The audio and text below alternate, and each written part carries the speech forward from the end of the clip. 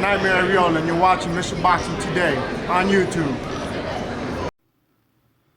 Heavyweight boxing fans, what's the deal? So I seen this article a few days ago. Didn't get a chance to do a video on it, but I'll leave the article in the description box. Like always on my channel, you can click it, read it, and come to your own surmise. But Povetkin's coach, he says we are not overlooking Stiverne. He's tough, okay? We know that the WBC has ordered Stiverne versus Povetkin for the WBC interim title. Winner of that fights get a shot at Deontay Wilder when he comes back from his injuries. Not sure if it would be the first fight when Deontay Wilder returns. If you ask me as a fan, I would like for it to be. But I'm not sure that Wilder's going to fight the mandatory, his first fight back. I'm not sure about that. But we know that they have to come to some type of agreement here within the next few days. I'm reading this and it says that both sides need to, they have up until September 17th to reach an agreement or the fight will be sent to a purse bid. If it goes to a purse bid, we know Ryan Binsky's going to win the purse bid. That's pretty much a given. We know that's going to happen. Don King has been talking about having his fight, I think he said Africa and China and all these other places, man. And, you know, Don King is doing his thing. That's what he's used to doing from the 70s and in the 80s. You know, Mike Tyson going over to Tokyo and the things he did with Ali and Frazier and the Foreman fight. So I understand what Don King is trying to do, what he's attempting to do. But, man, let's just, you know, I really don't think the fight should be there. You know, and I hope this doesn't create some long purse bid trying to figure this thing out. You know, I'm surprised they haven't came to an agreement already. But they have until September 17th, which is 2 days.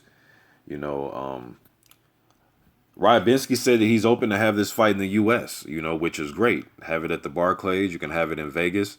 I know this made a lot of fans. I've heard fans bring this up and they say, man, well, why did Ryan Binsky and his team want the fight in, you know, they were willing to fight Stiverne in the U.S. or they're willing to fight Stiverne in the U.S. Why were they not willing to fight Deontay Wilder in the U.S.? Why did they want that fight in Russia so bad? And I guess you have a point, but then you have to look at it like this, though. Yes, they did want to fight with Wilder in Russia, but they were going to pay Wilder handsomely, man. I mean, Wilder's getting a 70-30 split just for being a champion regardless. I mean, Wilder's going to walk away with close to, what, $5 million? I don't have the exact numbers in front of me, but Wilder was going to get paid, man. It wasn't like they were trying to drag him to Russia and lowball him. And no, he was going to walk away with a big chunk of money. And I just think that Povetkin and his team, if you're just looking at it from the business side, you know, I think Povetkin and his team was like, well, shit, you're already getting the 70-30.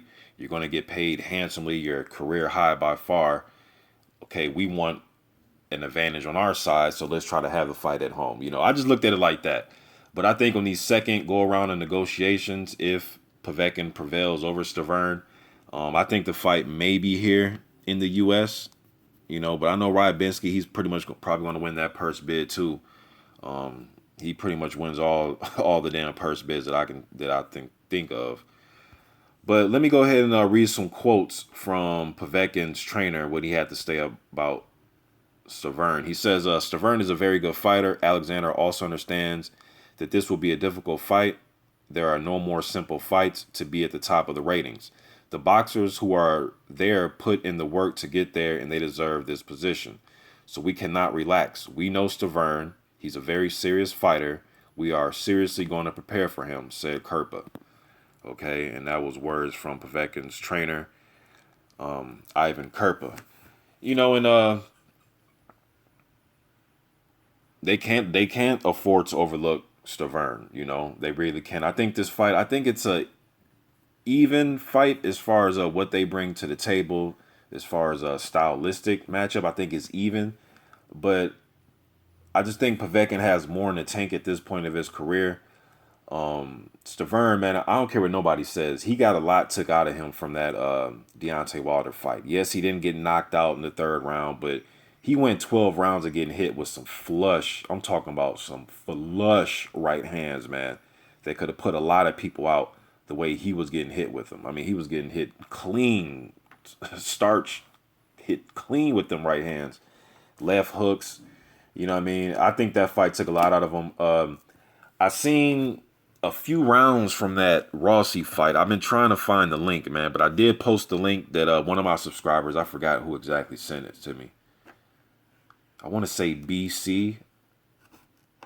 He's probably white. If you're watching the video, man, shouts out to you. I think BC was the one of my subscribers that sent me the link to a while ago. He sent me the link to Rossi knocking down Stiverne, and I posted that video of that yesterday because people have been asking me about that clip. So I just posted it. But I'm going to try to find that other link that somebody sent me. It was like 5 or 6 rounds of the fight that I seen of Stiverne and Rossi. Somebody was in the arena and they had some footage. But anyways, man, from what I did see, you know, Stiverne, and then he came in at what, like 255 pounds or something like that. Just, he shouldn't weigh that much. Usually Stiverne's around 240. I think for the Wilder fight, he was 239 or somewhere around there. You know, then he comes in the Derek Rossi fight at 254. You know what I mean? Povetkin throughout his career, his 11-year career, he has been between 220 and 230 religiously. There may have been one fight where he came in like at 233, but for the most part, man, he comes in shape for all his fights, and I just think he may have more in the tank than Stiverne at this point. A lot of fans have been asking me my opinion about what do I think Povetkin's going to look like now with, you know, this meldonium stuff is not going to be in him. And my thing is we have to wait and see. I mean, we can speculate. He may, you know, I don't know. That's the thing. I want to see him fight first. Then I can say, okay, it had an effect or it didn't have an effect. But we will see come fight night when he fights Stiverne. Stiverne carries that left hand really low, and Povetkin has his flaws too. He can plot around at times and fight out that high guard a little bit too much. If you're using a work rate and you're letting your combinations go first, the way Huck was doing and moving a little bit or pressuring him a little bit, you can rattle Povetkin up a little bit. You know what I mean? So he has his flaws. I'm not saying he's flawless. You know what I mean? But Stiverne carrying that left hand really low, man. He is susceptible to getting hit with right hands. Even when he has his high guard up, then he's susceptible to guys just running combinations off on him. And I think if he tries to fight out the high guard, he may be able to catch Povetkin in between combinations with his hooks because Stiverne likes to do that. But he'll get himself in trouble sometimes when he drops his hands and he tries to be elusive and, you know, try to make you miss with his hands down, and he'll get in trouble. He did it against Areola. Who was the guy that stopped him? It was a bogus stoppage, but was it Demetrius King? Was that the guy's name that stopped him? Bogus stoppage, completely. It was a bogus stoppage. But just the fact that Stiverne just allowed himself to get into that type of situation, man, where sometimes I think he's probably a little bit more buzzed and than he really thinks, and he'll try to stand in there and just roll and weather the storm sometimes. You know what I mean? It can get him in trouble, but Stiverne's a tough guy, man. You know, he's built for that. But I just think trying to fight that type of fight against Stiverne can be your downfall. Stiverne has a 2-inch reach advantage on Povetkin.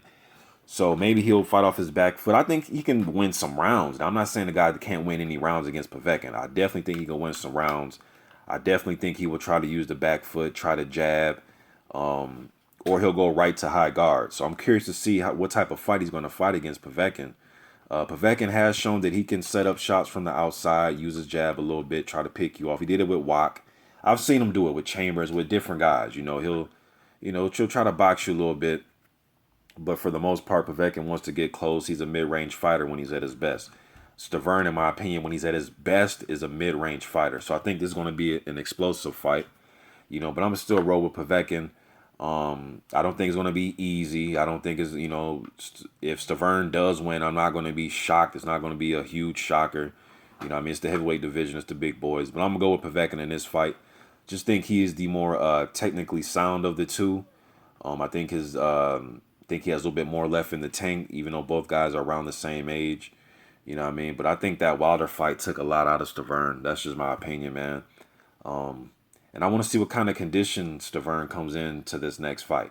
Now, he has fought close to 250. When he fought Areola the first time, I believe he was 248. And he went the distance with Areola. And they were banging each other. You know what I mean? They were letting hands go on each other. So, it's going to be a good fight, man. Just getting this video out there. I'm out.